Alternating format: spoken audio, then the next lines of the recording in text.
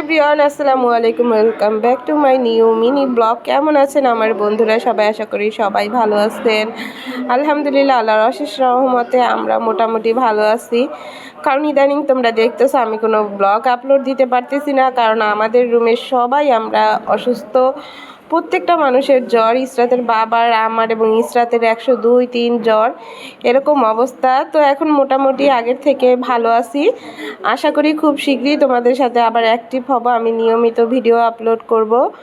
তো আজকে তোমাদের সাথে কি শেয়ার করব তোমরা ইন্ট্রোতে দেখেই কিন্তু বুঝে ফেলেছো। তোমরা এর আগেই অনেকগুলো ভিডিও দেখেছো, বলেছি আমি যে মিমাপুর সাথে আমার সাথে একটা পরিচয় আছে। মিমাপুর সাথে তিশাপুর সাথে আমার একবার দেখা হয়েছিল, ওরকম পরিচয় না, মানে আমিও ঘুরতে গেছিলাম, ওনারাও ঘুরতে আসছিল, তখন ওনাদের সাথে দেখা হয়েছিল। তখন মিমাপুর নতুন বিয়ে হয়েছিল তখন আর কি। তো ওনারা সুইমিংয়ে ঘুরতে আসছিল, আমরাও গেছিলাম, তখন তাদের সাথে আমার পরিচয় হয়। খুব ভালো একটা মনের মানুষ, খুবই আন্তরিক একটা মানুষ। এই অবস্থায় আসলে কারণ আমি খারাপ বলতে নেই, আর যেটা সত্যি বাস্তব সেটাই আমি বললাম। খুব ভালো মনের মানুষ, তার স্বভাবও খুব ভালো, ব্যবহারও খুব ভালো ছিল। আমার সাথে অনেকক্ষণ কথা হয়েছে তার সাথে।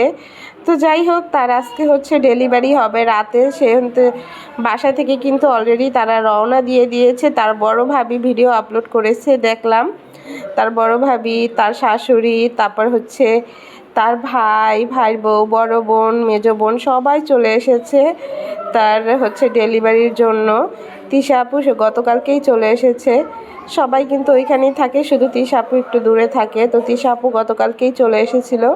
মিমাপুর সিজার, যেহেতু দ্বিতীয় সিজার কিন্তু ডেলিভারির ডেটের একটু আগেই করা হয়, তাই আমি সবার কাছে অনুরোধ করব সবাই দোয়া করবেন মিমাপুর জন্য, যেন সুস্থভাবে অনাগত সন্তান পৃথিবীতে আসে এবং উনিও সুস্থ থাকে।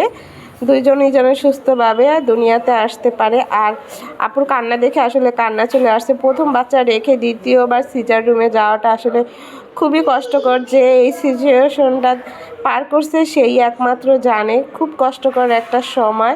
প্রথম বাচ্চা রেখে দ্বিতীয়বার সিজার রুমে যাওয়াটা, ফিরে আসবে কি না আর সময় আসলে সিজার রুমে তখন অনাগত সন্তানের কথা মাথায় থাকে না, যেই বাচ্চাটা রেখে যায় তার কথা মাথায় থাকে। আসলে আমার যদি কিছু হয়ে যায় তাহলে ওকে কে দেখবে? আসলে সব মায়েরাই এমন হয়।